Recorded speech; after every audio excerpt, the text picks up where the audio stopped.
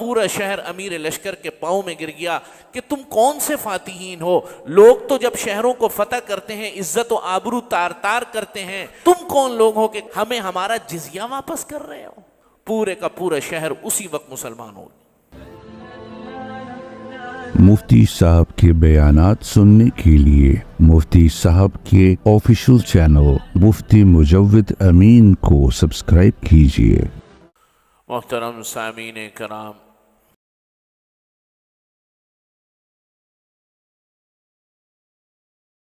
نبی کریم حضرت احمد مجتبی محمد مصطفیٰ صلی اللہ علیہ وسلم نے یہ جو دین ہم تک پہنچایا ہے،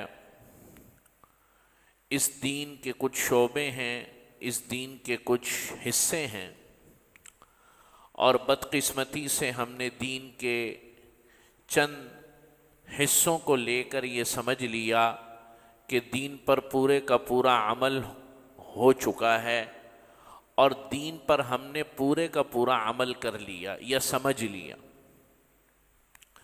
مشکات شریف میں حدیث ہے، حضرت عائشہ رضی اللہ تعالی عنہا سے روایت ہے، نبی کریم صلی اللہ علیہ وسلم نے فرمایا الدواوین ثلاثہ، کہ دین کے تین شعبے ہیں۔ الدواوین ثلاثہ، دین کے تین شعبے ہیں۔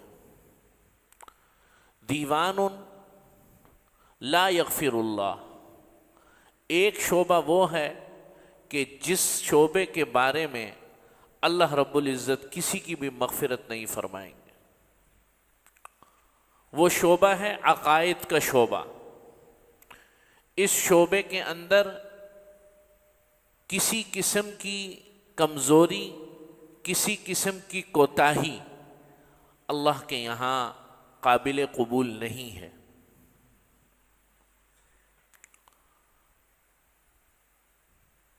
شرک معمولی سا، اللہ کی ذات اور صفات کے اندر کسی کو شریک ٹھہرانا، ان اللہ لا یغفر ان یشرک بہ ویغفر ما دون ذلک لمن یشاء، اللہ تعالیٰ اپنی ذات کے اندر شرک برداشت نہیں فرمائیں گے، ویغفر ما دون ذلک لمن یشاء، اس کے علاوہ اللہ تعالیٰ اپنی ذات اور صفات کے اندر شرک کے علاوہ اور اپنی ذات کے اللہ کی ذات سے متعلق جو عقائد ہیں ان کے علاوہ اللہ تعالیٰ خود قرآن میں فرما رہے ہیں کہ میں چاہوں تو مغفرت کر دوں۔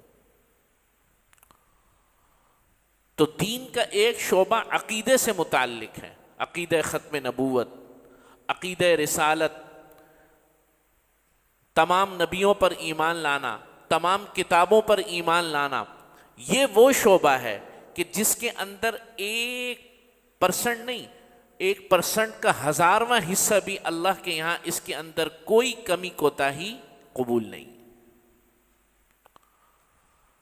یعنی بندہ یہ کہے، وہ آئے تھے نا مشرکین نبی کریم صلی اللہ علیہ وسلم کے پاس کہ ایسا کرتے ہیں، اب یہ بحث بڑی لمبی ہوتی جا رہی ہے، 1 سال ہم آپ کے معبودوں کی عبادت کرتے ہیں، 1 سال آپ کر لیں۔ تو قرآن مجید میں پوری سورت نازل ہو گئی، قل یا ایھا الکافرون لا اعبد ما تعبدون۔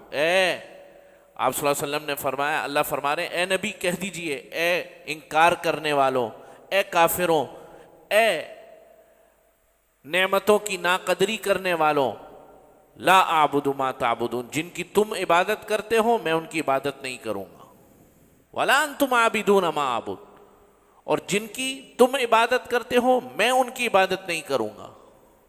کوئی ضرورت نہیں ہے، یہ کوئی ایگریمنٹ نہیں ہے دنیا کے اندر کہ 1 سال جو ہے 1 دن تم بتوں کی عبادت کرو، 1 دن میں، نعوذ باللہ من ذالک محمد الرسول اللہ صلی اللہ علیہ وسلم۔ تو اس معاملے کے اندر رتی برابر بھی کوئی گنجائش نہیں۔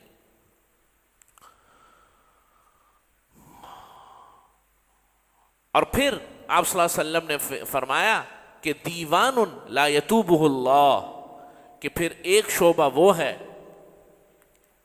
کہ اللہ تعالی اس وقت تک معاف نہیں فرمائیں گے، اس وقت تک ان معاملات سے درگزر نہیں فرمائیں گے۔ کیا ہے وہ معاملہ؟ کیا ہے کہ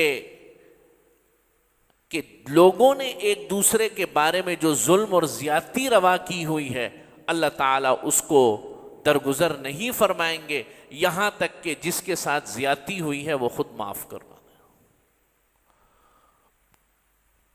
یہ ہے وہ معاملات کا شعبہ جس کے بارے میں میں نے گفتگو کرنی ہے۔ اور ایک شعبہ آپ صلی اللہ علیہ وسلم نے آخر میں فرمایا وَدِيوَانٌ يَعْبَأُ اللَّهُ بِهِ، اور ایک شعبہ وہ ہے کہ اللہ کو اس کی کوئی پرواہ نہیں۔ کیا مطلب؟ کہ اس شعبے میں کیا ہے وہ شعبہ کہ لوگوں نے اللہ اور اس سے اپنے تعلق کے بارے میں ظلم کیا ہوا ہے۔ اللہ تعالیٰ چاہیں گے تو معاف فرما دیں گے، نہ چاہیں گے تو نہیں معاف فرمائیں گے، یعنی عبادات۔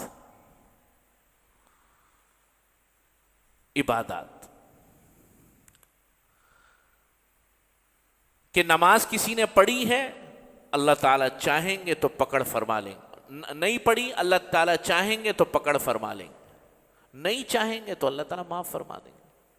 لیکن اس سے کوئی یہ نہ سمجھے کہ عبادتوں کا جو شعبہ ہے اس کی اہمیت کم ہو گئی، نہ، یہ بات نہیں ہے۔ اس کو سمجھنے کے لیے یہ بات سمجھنا ضروری ہے کہ اللہ کی عبادت جو ہم کرتے ہیں وہ ضرورت کی بنا پر نہیں کرتے۔ اللہ کو ہماری عبادت کی کوئی ضرورت نہیں۔ اللہ کی عبادت، اللہ کی حاکمیت کا ہمارا ماننا، اس کے آگے سر جھکانا، یہ اللہ کی ضرورت کی وجہ سے نہیں ہے بلکہ اللہ تعالی کی عظمت کی وجہ سے، اس کی کبریائی کی وجہ سے۔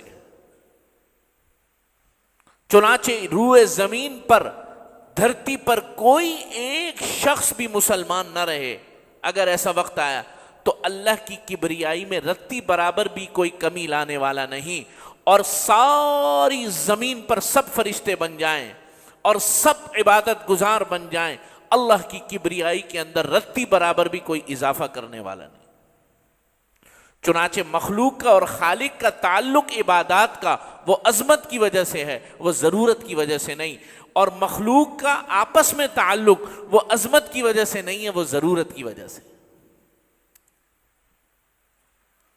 چنانچہ یہ جو ضرورت آپس میں ہمیں ایک دوسرے کے قریب کرتی ہے، یہ ضرورت آپس میں معاملات کو پیدا کرتی ہے۔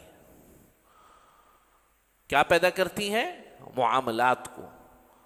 اس کے بارے میں اللہ تعالیٰ، اور دین کا 3/4 حصہ معاملات پر مشتمل ہے۔ کس پر مشتمل ہے؟ معاملات پر۔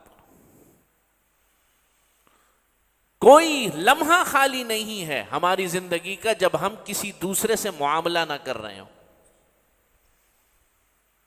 جب ہم کسی دوسرے کے ساتھ اٹیچ نہ ہوں، ہماری سوشل گیدرنگ کسی کے ساتھ نہ ہو، کوئی زندگی کے اندر ایک لمحہ بھی ہمارا ایسا نہیں۔ اگر کوئی شخص اکیلا اپنے گھر میں رہتا ہے پھر بھی وہ کسی کا پڑوسی ہے، سوشل گیدرنگ ساتھ رکھتا ہے، یہ معاملات ہیں۔ اس کے بارے میں دین کا 3 حصے 4 حصے اگر کریں تو ایک حصہ 100 میں سے ایک حصہ 25% حصہ جو ہے وہ عبادات پر مشتمل ہے، بقیہ 3 حصے دین کے معاملات پر مشتمل ہیں۔ نکاح، طلاق، لین دین، بیوی بچے، کاروبار، دکانداری، صنعت لگانا، جاب کرنا، یہ سب معاملات ہیں۔ چنانچہ مسلمانوں کے یہاں سب سے زیادہ کمزوری اور ہماری سب سے زیادہ پستی ان معاملات کے اندر ہے۔ ہم نے دین پر عمل کا جو کسوٹی اپنے ذہنوں میں رکھی ہے، دینداری کی جو کسوٹی اپنے ذہنوں میں رکھی ہے، وہ یہ ہے کہ جو شخص نماز پڑھتا ہو، روزہ رکھتا ہو، بس وہ ہمارے نزدیک دیندار ہے۔ بے شک نماز، روزہ، زکوٰۃ یہ دین کے سب سے اہم ترین ستونوں میں سے ہے، لیکن یہ مکمل دینداری نہیں۔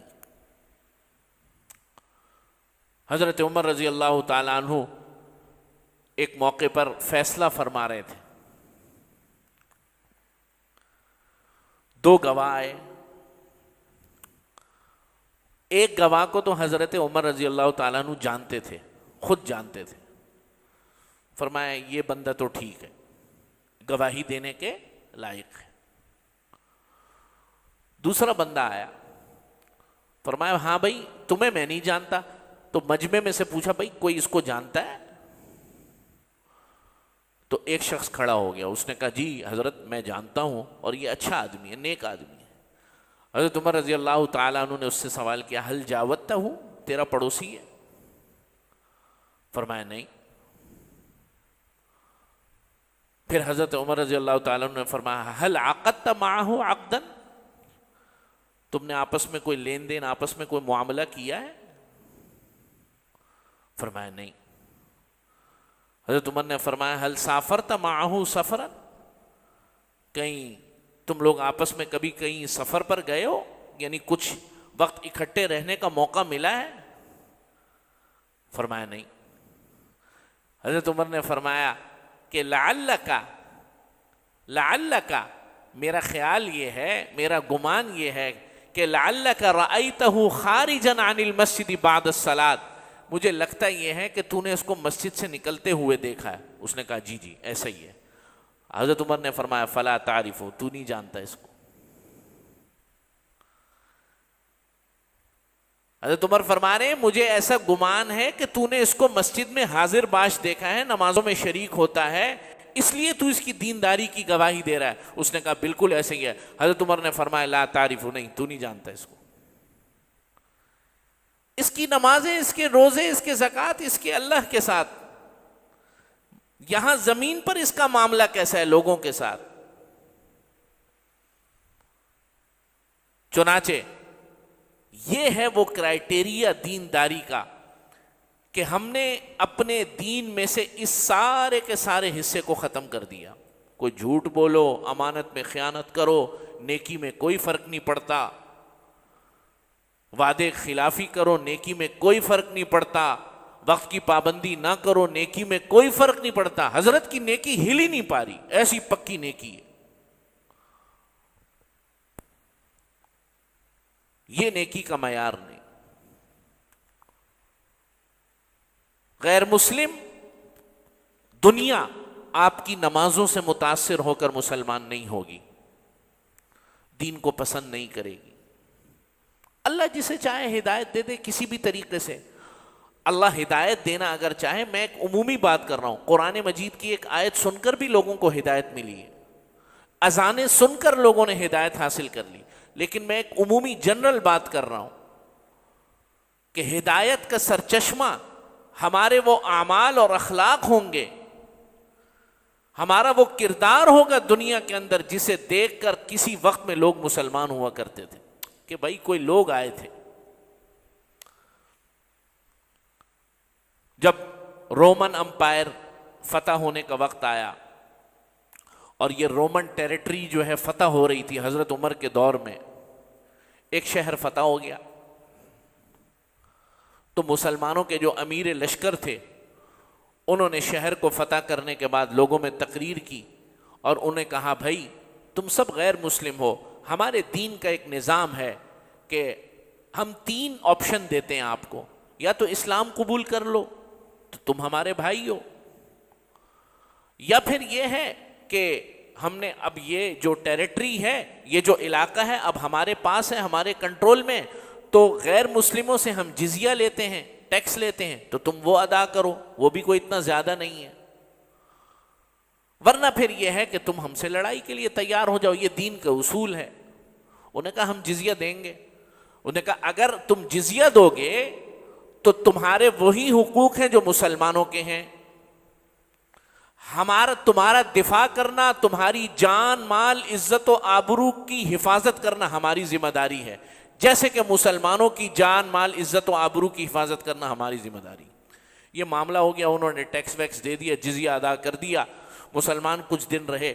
اچانک ایک واقعہ پیش آ گیا، وہ یہ کہ اس علاقے سے قریب میں ایک سرحد پر حملہ ہو گیا. رومی فوج نے حملہ کر دیا. اب مسلمانوں کے پاس فوج کی کمی تھی تو سرحد کا دفاع بھی کرنا تھا، بجائے نئے علاقے کو شامل کرنے کے جو پرانا علاقہ ہے اس کا دفاع زیادہ ضروری ہے. تو مسلمانوں کے امیر لشکر نے کہا کہ بھئی ہمارے پاس فوج کی کمی ہے, شہر سے جانا پڑے گا. جب شہر سے جانے لگے, سبحان اللہ, کیا وقت نے آسمان نے نظارہ دیکھا ہوگا, ہم تو بس پڑھ ہی سکتے ہیں. جب وہ شہر سے جانے لگے تو مسلمانوں کے امیر لشکر نے سب کو بلایا اور سب کی رقم جزیے کی واپس کی کہ بھائی یہ جزیے کی رقم ہم نے تم سے اس لیے لی تھی کہ ہم تمہاری جان مال عزت و آبرو کی حفاظت کریں گے. اب ہم شہر میں نہیں ہیں, ہم یہ شہر چھوڑ کر جا رہے ہیں, لہذا تمہاری رقمیں تمہیں واپس کی جاتی ہیں. پورے کا پورا شہر امیر لشکر کے پاؤں میں گر گیا کہ تم کون سے فاتحین ہو. لوگ تو جب شہروں کو فتح کرتے ہیں عزت و آبرو تار تار کرتے ہیں, مسمار کر دیتے ہیں, علاقوں کو تہہ تیغ کر دیتے ہیں, کھوپڑیوں کے مینار بنا دیتے ہیں. تم کون لوگ ہو کہ کہاں سے آئے ہو, کس کے غلام ہو کہ تم لوگ جو ہے ہمیں ہمارا جزیہ واپس کر رہے ہو. لوگ تو لوٹ مار کرتے تھے. پورے کا پورا شہر اسی وقت مسلمان ہو گیا. یہ اسلام کے تعلیمات تھی. ان چیزوں کی وجہ سے, معاملات کی وجہ سے دنیا میں اسلام کا سکہ بیٹھا.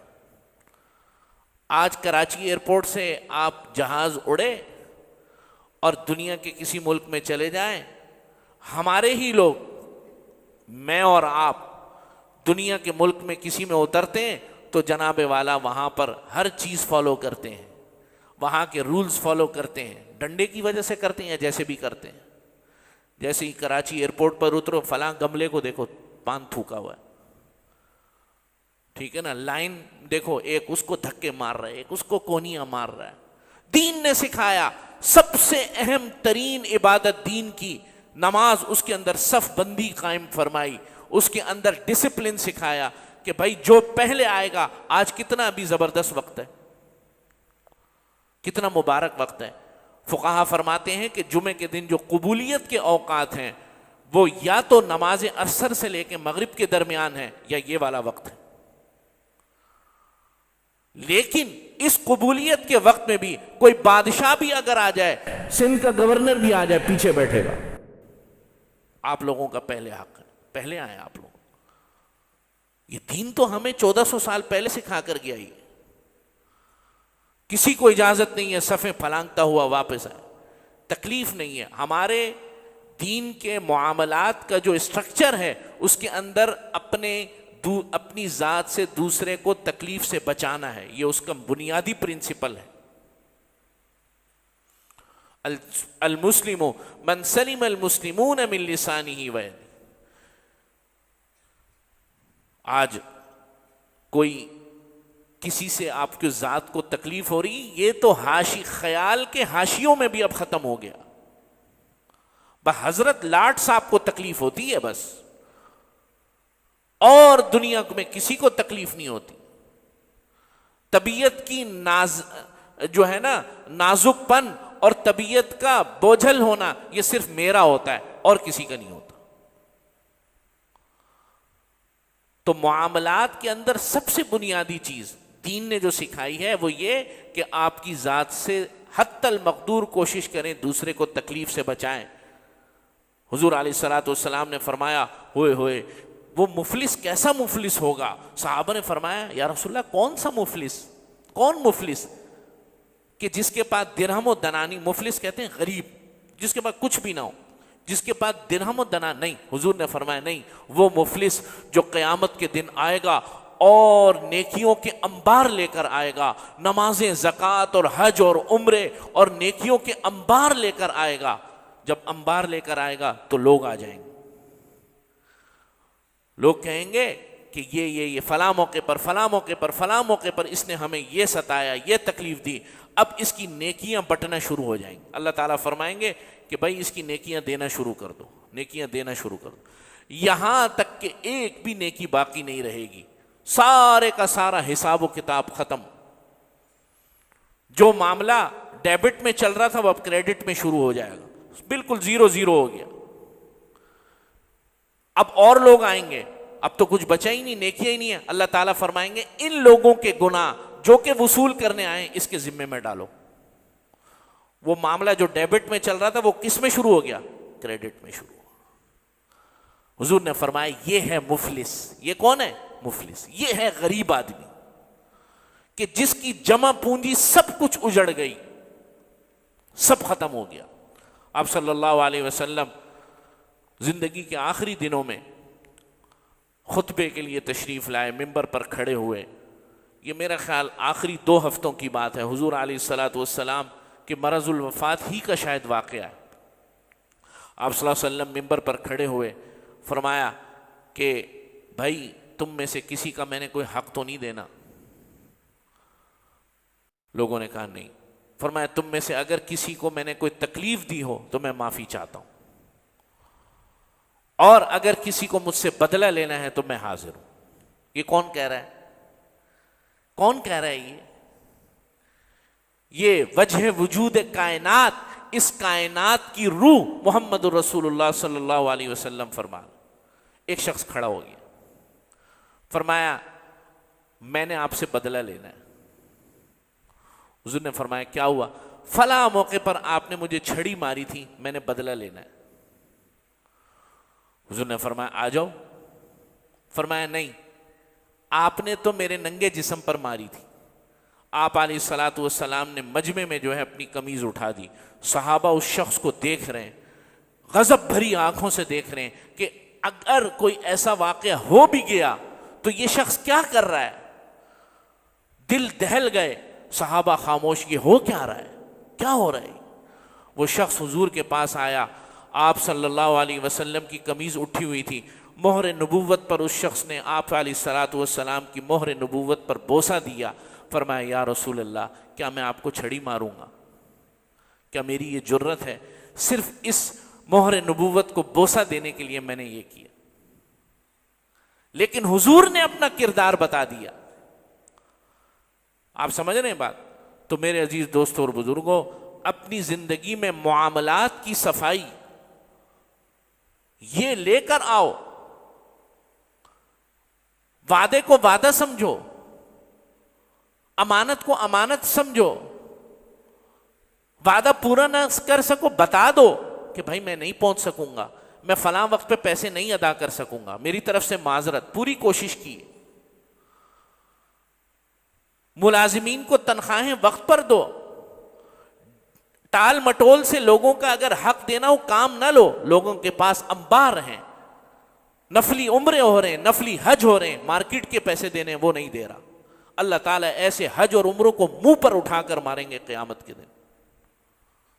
تو میرے عزیز دوستوں اور بزرگوں، اپنے معاملات کی صفائی اللہ تعالیٰ ہم سب کو عمل کرنے کی توفیق نصیب فرمائے۔ وآخر دعوانا الحمدللہ رب